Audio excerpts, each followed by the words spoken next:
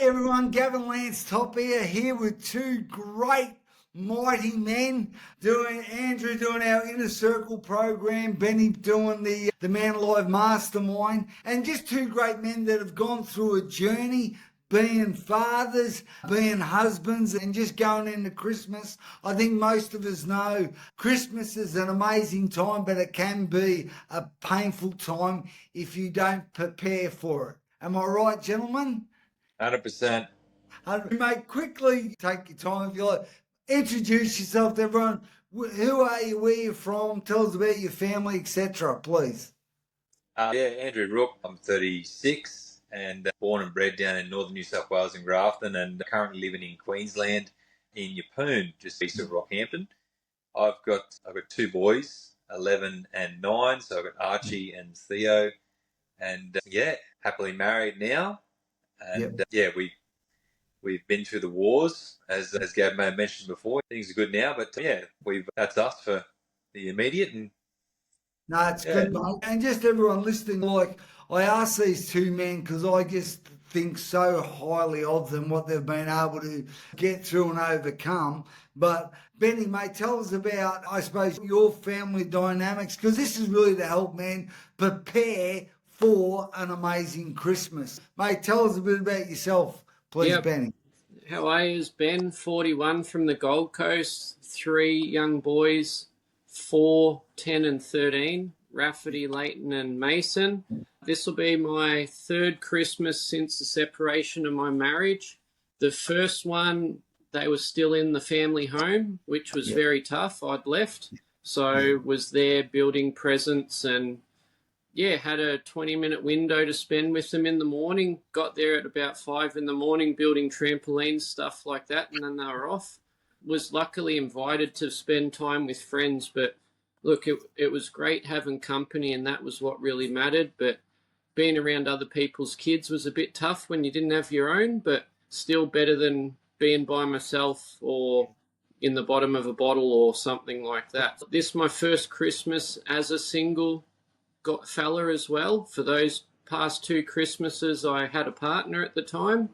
Last year, I had my boys for the whole Christmas, right through from Christmas Eve to Boxing Day. So that was wonderful. Had them, had friends. We had our first Christmas in our own place together and were comfortable. And this year, I don't know what Christmas is going to look like. Their mum's meant to have the boys. Hopefully I can get to spend some time with them or see them at least, or else, try and find a way to make it meaningful, even if they're not with me, and just figure that out as I go. Yeah. I think that's what this is about. This is what this is about today. Just having these conversations. All right, what am I going to do? What preparation can I do? There's what we know, and then there's always the unknown. There's things we can control and things we can't control. So let's look at that in a minute. But Andrew, tell us a little bit more, mate. Now, your situation, what is it that you're looking at going into Christmas? You got an amazing new wife, like things have changed. Tell us, what's your preparation like? Things are currently, things are on track. I guess what I could say was life fell apart for me about 4 years ago. So I had a partner of 13 years, and that's the mother of my 2 boys. So I guess if we were going to timeline the events, we separated around about that sort of late September period of the year.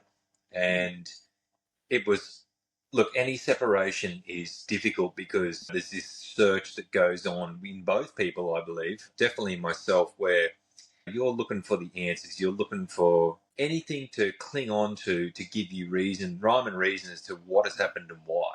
Because as men, we generally like to lead the charge, be in control of the dynamics of our family. We might relinquish control under the roof with our wives, but generally in life, we run the show. And then to have that rug ripped out from under your feet was, for me, it was difficult. I spent that first Christmas in cohesion with the ex. We still had to live in the house at the time, and of course, I had no idea about the legal going-ons. That journey is a whole other journey altogether, let alone the emotional side of it. And we were battling through that. We pulled it together for the kids, but unless your kids are really little, a kid at 6, 7 years old is far more aware than you. And we had to make a choice. Do we have that conversation? Do we try and push that out and pretend it's not happening? We had to make the decision to have that conversation, and it was very difficult. That first Christmas was really super tough. We put on brave faces. We got through it. The second Christmas was more difficult. I think the second Christmas after separation, it was the worst. Moving into that period was difficult because you have disconnected with that other person. And you'll start to disconnect physically completely. You're no longer living in the same space. Well, I wasn't.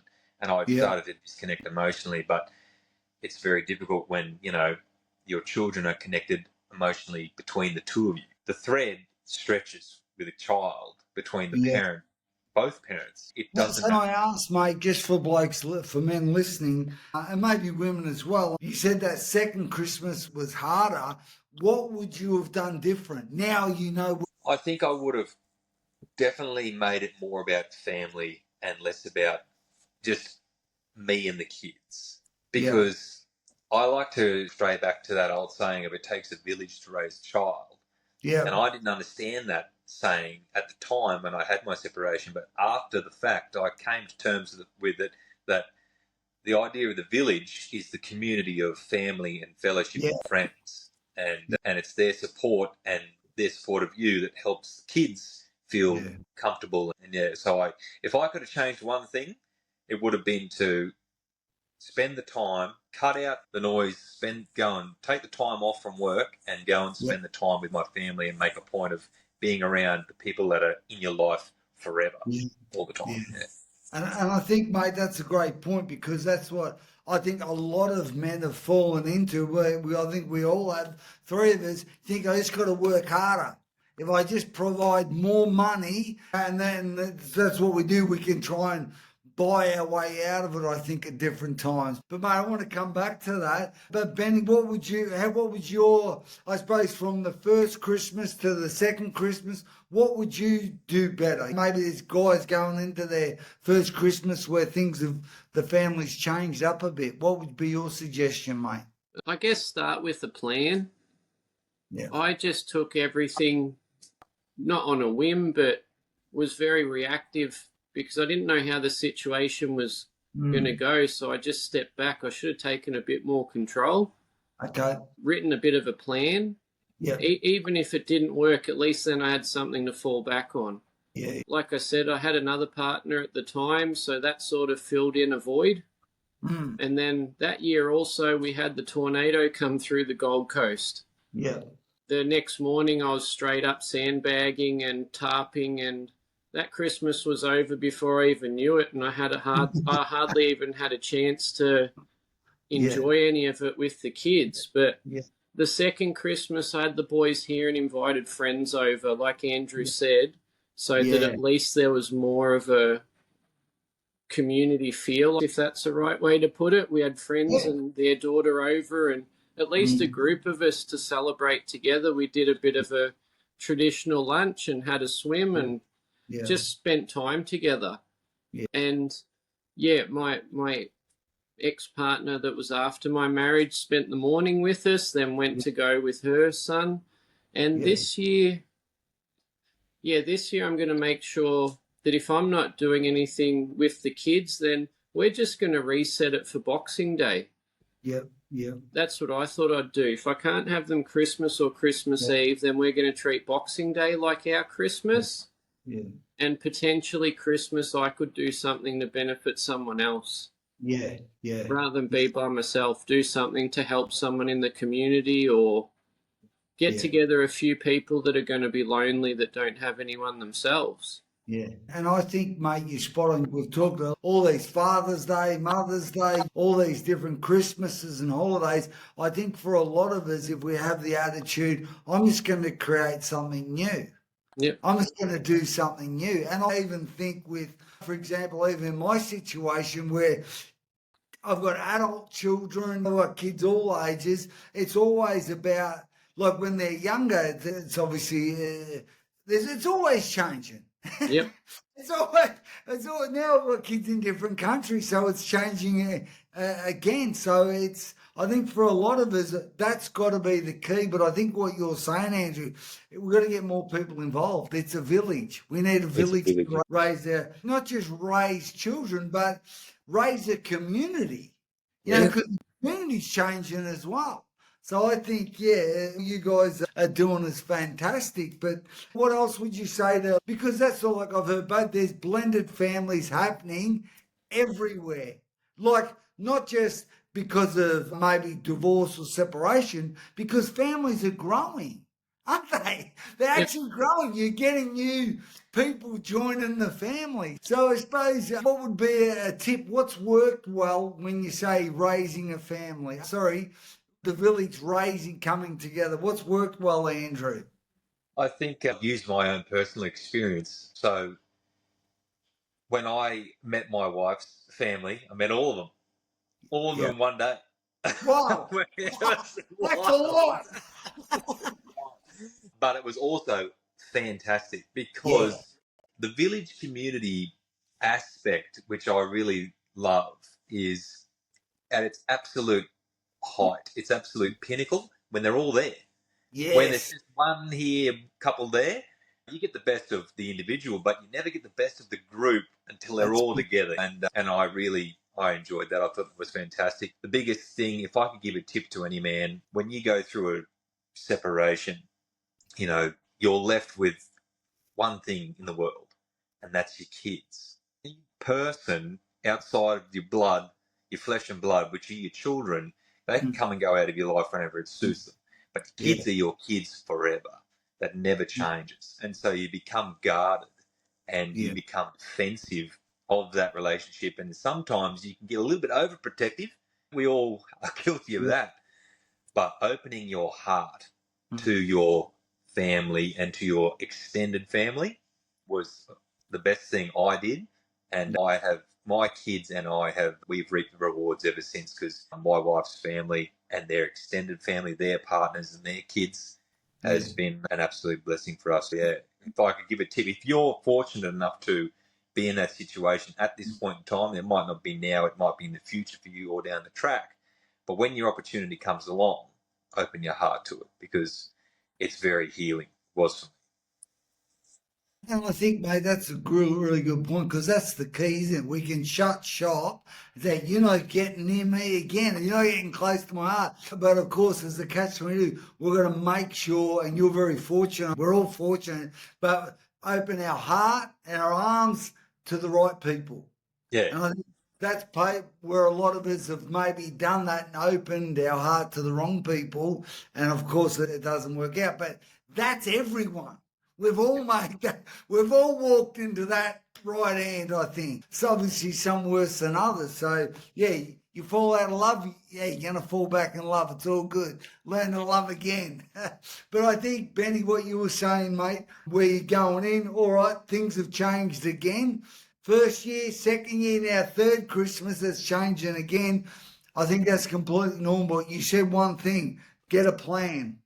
A plan A, and get a plan B, and needs B, get a plan C. Yep. But I think what you said, mate, look to serve and help others, that is key. Look out for other people that are maybe going through the experience. Yeah, I think, mate, you be on the Gold Coast, mate. I know we've got quite a few fellas in different programs, man. You could end up doing I don't know, create something. Hey, we can serve people, we can help people. Even if it's just a phone call for someone that's on their own. And I thought of three things. So do something for yourself, something for your kids, and something for someone that may benefit from it or appreciate it. Where with the kids last year, we watched a Christmas movie. I think it was the Polar Express, and that maybe every year we'll watch a Christmas movie. For myself, I put on the Frank Sinatra and Dean Martin on YouTube Christmas special from like 1976 or something, and it put a different vibe in the house. 100%. Awesome. And I didn't have that family feeling, but watching them all laughing and yeah, it was just a different dynamic, and maybe invite someone over that you know's, yeah, not got anyone to spend the night with, or there was a few years back a uncle of mine on the other side of the family. He lost 3 mates over Christmas, Yeah. all within a space of 2 weeks that took their own lives. So that one phone call, you don't realise how important that could be. Yeah. Yeah, and I always think about that since then. That was about 10 years ago. Yeah. I wonder if every person listening to this interview, this recording, if we just made a point of reaching out to somebody, leading into Christmas, just to see, do they have a plan? We could change the world. Yeah, do it before Christmas. Say to another person, make sure they're okay, come with me. And I think, sorry, go on, Benny. Oh, do it before Christmas. Don't wait till the day. We've still got a few weeks to go. And I think that's what we do. I think for anyone, I don't know if I'm an expert at this, but I reckon I've used this. This tip has worked every time, right? I say, hey, listen, I need some help. Will you be with me? Will you help me out? And of course, I've said that because I believe they need help, but I've always received so much help from helping others. Yep. I think that is the key. Yeah. Ask for help even if you don't need it. You might help somebody. Yeah, that's right. And you don't have to recreate the old Christmases of the past. We all have fond memories when we grew up. We have fond memories when our family unit was together, but create something new as well and change that paradigm around Christmas. My parents actually separated on Christmas Day when I was a kid at the table. And I had no interest in Christmas for years until I had my own kids. Yeah. So it took those new traditions and those new things over time. And like you said, you've got a village that brings something into the mix. You've got kids of different ages, different places. It doesn't have to be an idea of a certain Christmas. It can be anything, as long as, we're doing something that's more than just in ourselves, if that makes sense.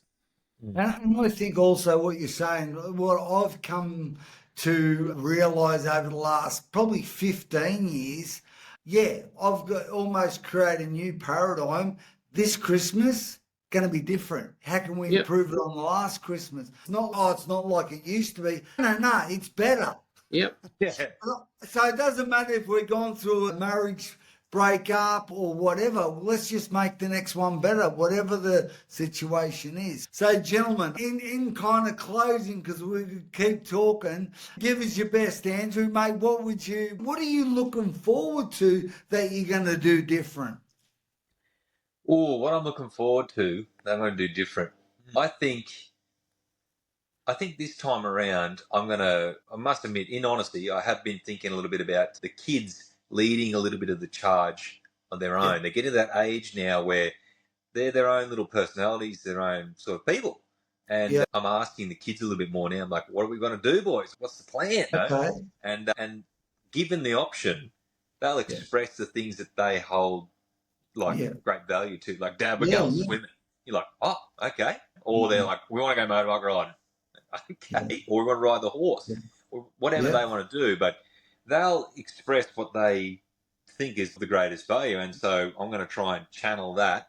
I'm trying to pick that apart, because sometimes it can be tricky with kids. But pick it apart, channel that, and give them the best experience that they can. I think that's good. If they come up with some ideas, you can guide them and lead them and tell me more about this and tell me more about that. And then what do you want to do? We can actually, as men, lead them to have an amazing Christmas, and particularly if they think. The great thing I see about doing that is it's their idea and you just steward it and manage it and expand it, and that will actually lift their belief in themselves to create something. Mate, exactly. That's Christmas. Yeah, awesome. Yeah.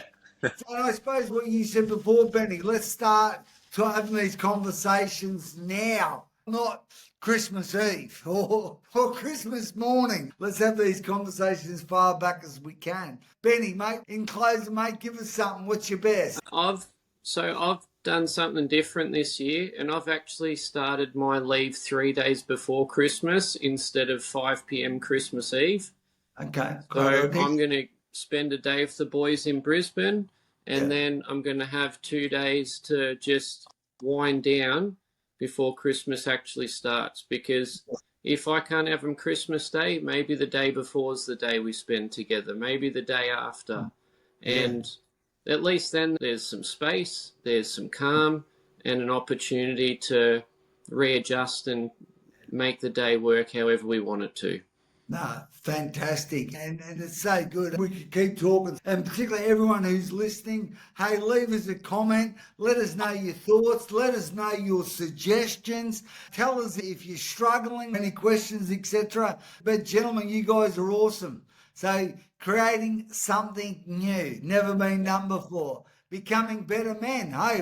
And I suppose that's what it's about, even like on the back of the last Become a Better Man challenge. We're talking about leveling up. This is leveling up in Christmas. Because some blokes just get drunk for 2 weeks. Some blokes avoid hard conversations. Some blokes try and buy their way out of it. If that's striking any chords, men, maybe have a look at the next Become a Better Man challenge.